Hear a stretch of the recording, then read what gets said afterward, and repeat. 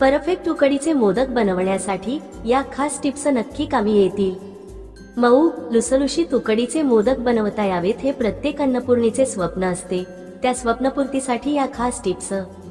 एक उकडीचे मोदक करण्यासाठी नवीन तांदूळ वापरावा। नवीन तांदळाला चिकटपणा चांगला असतो, त्या पिठाची उकड छान बनते।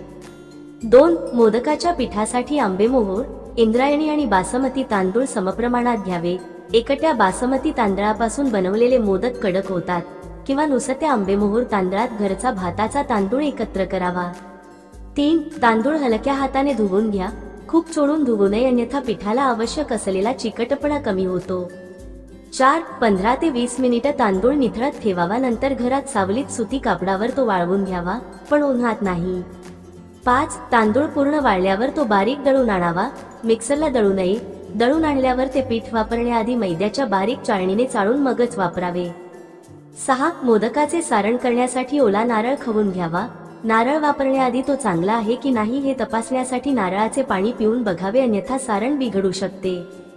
7 खवलेला नारळ वाटीने मोजून घ्यावा आणि त्याच्या अर्धा गूळ घ्यावा।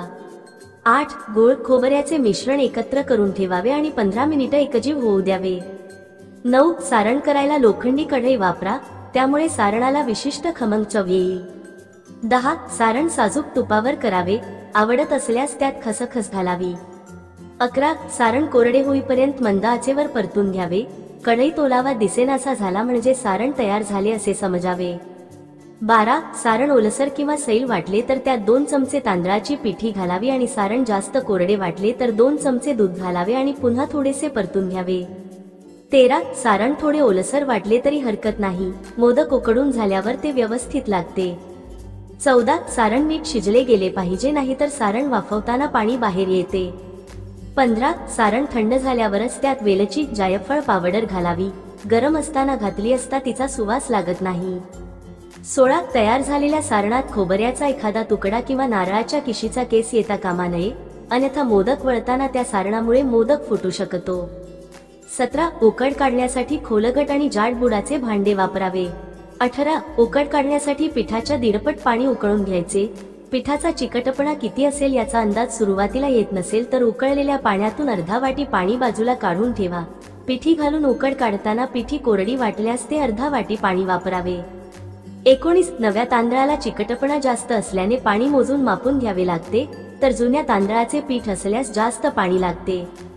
20 उकड काढताना अर्धे पाणी आणि अर्धे दूध वापरले तर मोदक पांढरे शुभ्र होतात आणि उकड मऊ राहते। 21 उकड काढताना तूप टाकावे, त्यामुळे मोदकांना छान लकाकी येते आणि मोदक वळताना पिठी हाताला चिकटत नाही।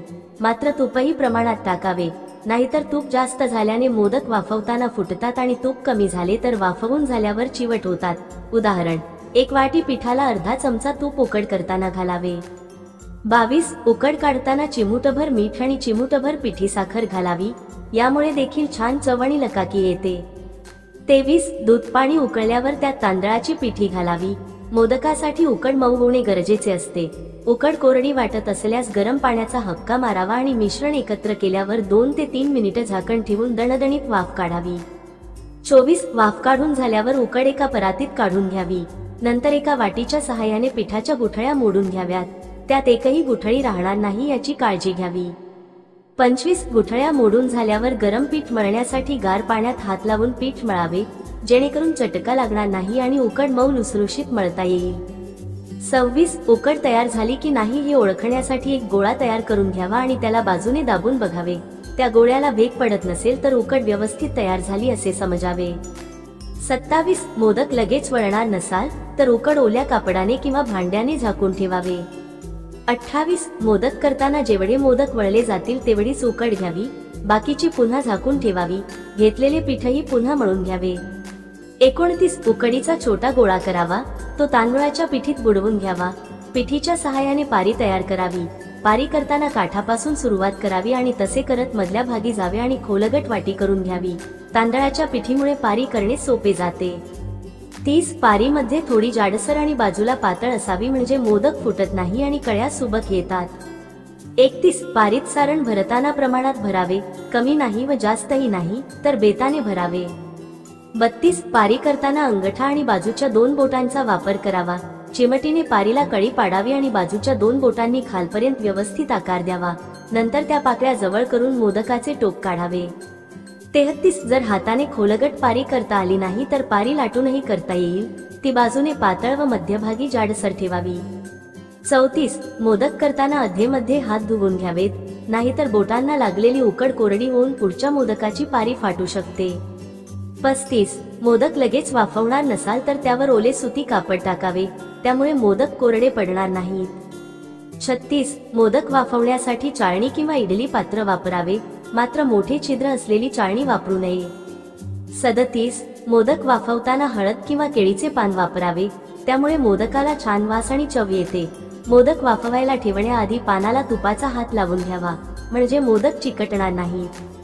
38 मोदक वाफवायला ठेवताना परस्परांना चिकटणार नाहीत अशा बेताने ठेवावेत। मोदक कोरडे झाले असतील तर ते पाण्यात बुडवून मग वाफवायला ठेवावेत, म्हणजे मोदकाला तडा जाणार नाही। 39 मोदक पात्रातील पाणी उकळल्यावरच मोदकाची चाळणी वाफायला ठेवावी। 40 केसर आवडत असल्यास केसर दूध मोदकाला लावून घ्यावे, केशराची चव मोदकात छान उतरते। 41 10 मिनिटात मोदक छान शिजतात, ते तयार झालेत की नाही हे पाहण्यासाठी मोदकाला ओला हात लावून बघावा। मोदक हाताला चिकट लागला नाही तर तो तयार झाला असे समजावे। यावेळी मोदकास विशिष्ट लकाकी येते, हे देखील मोदक तयार झाल्याची खूण समजावी। 42 मोदक व्यवस्थित वाफवून घ्यावेत, नाहीतर ते कच्चे राहू शकतात। मोदक तयार झाल्यावर चाळणी बाहेर काढावी, नंतर हाताला पाणी लावून एक एक मोदक बाहेर काढावा। गरम मोदक झाकून ठेवू नयेत, तर वाफ मोडल्यावर ते झाकून ठेवावेत, नाहीतर मोदकातील गूळ वितळून त्याचा पाक बाहेर येतो। संपूर्ण व्हिडिओ पाहिल्याबद्दल तुमचे खूप खूप धन्यवाद। वरील टिप्स तुम्हाला उपयोगी वाटल्या असतील तर व्हिडिओला लाईक नक्की करा, त्यासोबत आपल्या फ्रेंड्स फॅमिली सोबत शेअर करा आणि अशाच नवनवीन माहितीसाठी आपल्या एकवीरा किचन या चॅनलला सबस्क्राईब नक्की करा।